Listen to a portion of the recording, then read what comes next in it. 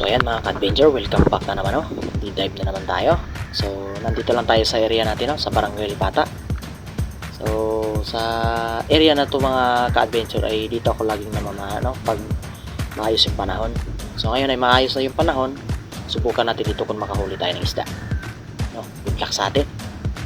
So nagdala tayo mga ka-adventure ng flashlight, maninilip tayo ng mga madilim na mga sulok na bato. Ayun. So ayun, si bullet pa rin yung gagamitin natin mga adventure, Yan yung paboritong spear gun ko. So yun, sisid na tayo.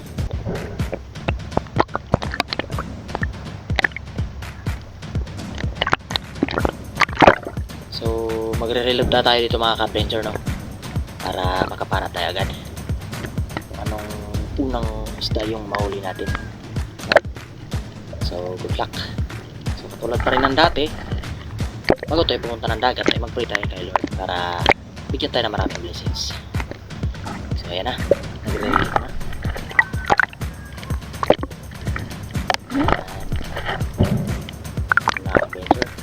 So 13 lang po yung rubber natin, tapos yung shaft natin is 316 lang. So ordinary lang po lang yung gamit ni bullet, Wala pa po tayong spear gun na malaki. So ito yung first trap natin mga ka-adventure, So yan, pagkalapag natin dun sa baba ay sinalubong tayo ng grupo ng bansa kung tawagin dito sa amin. Ayan, dami lang mga ka-adventure, ang dami nila, pero hindi ko yan papanayin mga ka-adventure. Eyes only lang muna yan. Hintayin natin lumaki yan pa, tsaka natin panahin. Hanap tayo ng mas target talaga natin. So paglingon ko sa aking kaliwa mga ka-adventure ay may nakita akong target, Hindi yan mga ka-adventure, dun sa gilid. Ayun mga ka-adventure, Ayan, papalapit na siya mga ka-adventure. Ayan, sinundan natin ang pana natin. So ayan, ayun sa pool mga ka-adventure. Ayun, Sure na sure yung tama na yun mga ka-adventure. Hindi yun makakawala. So unang isda natin mga ka-adventure is katambak or longnose emperor. Ayos.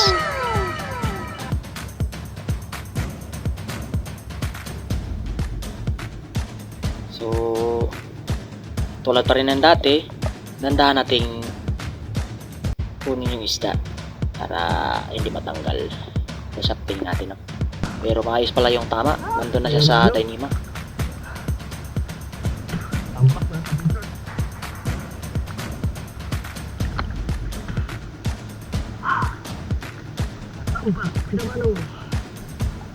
First fish of the day, longnose emperor. So ito yung second drop natin mga ka-adventure, Yung nakaparadang barko dyan mga ka-adventure ay kakaalis lang.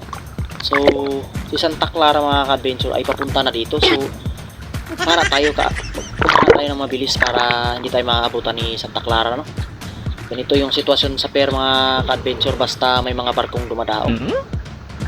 Ayun, ayun si Light Ferry 30, kakaalis. So yan, sisid tayo mga ka-adventure kung makatira ba tayo dito. So pagdating natin sa ilalim mga ka-adventure ay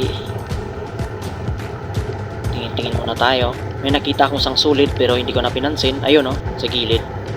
So yung main target natin dito mga ka-adventure is yung ilak na papunta sa atin, Yan.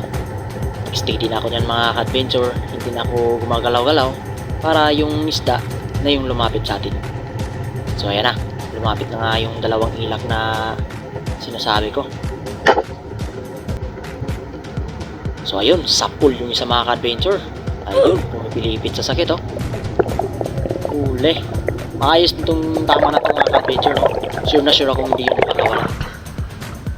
Yun, malabo yung tubig dito mga ka-adventure, pero mga kalagitnaan lang yung malabo. Pagdating dun sa ilalim ay malinaw naman. Yan. Ayun, huli na mga ka-adventure. Maliit lang to na ilak mga ka-adventure. Kung Yung isda na to mga ka-adventure dito sa amin ay lupak. Ayun. Ayan o, napakalikot mga ka-adventure, no? Lalo pa kaya kung malaki yan. So ayan, second fish of the day is lupak or ilak. A few moments later. At ayan na nga mga ka-adventure, yung kabuuan ng huli natin mga ka-adventure, no? So yung ibang mga isda mga ka-adventure ay hindi na natin na-video na dahil lubat na yung camera natin. So ayan, salamat sa panonood. Thanks for watching mga ka-adventure.